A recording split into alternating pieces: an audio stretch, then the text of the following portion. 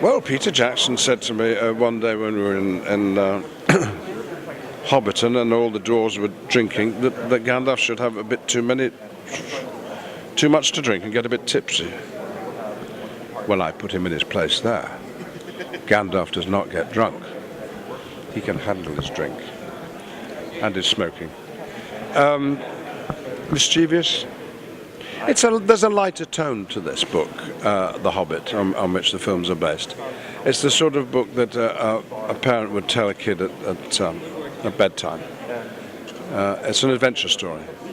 Lord of the Rings was about saving the world, big time, big duty. So, yes, I think we'll all feel a bit more light-hearted than Lord of the Rings.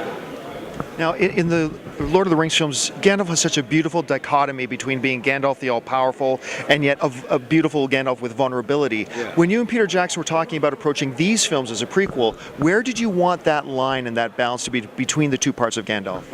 Well, this is not Gandalf the White, and Peter Jackson and I, the White was not our favourite.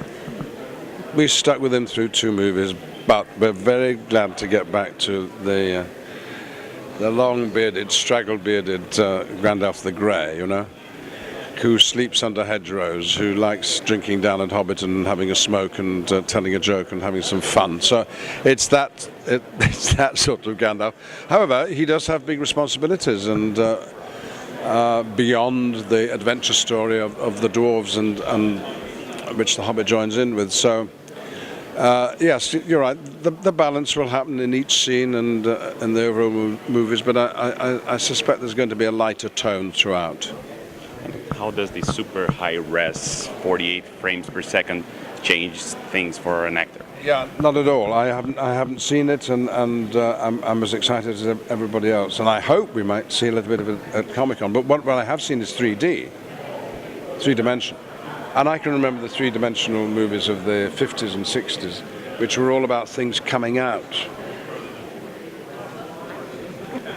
The 3D in this movie is all about bringing the audience in. You go into Middle-earth. It's unbelievable.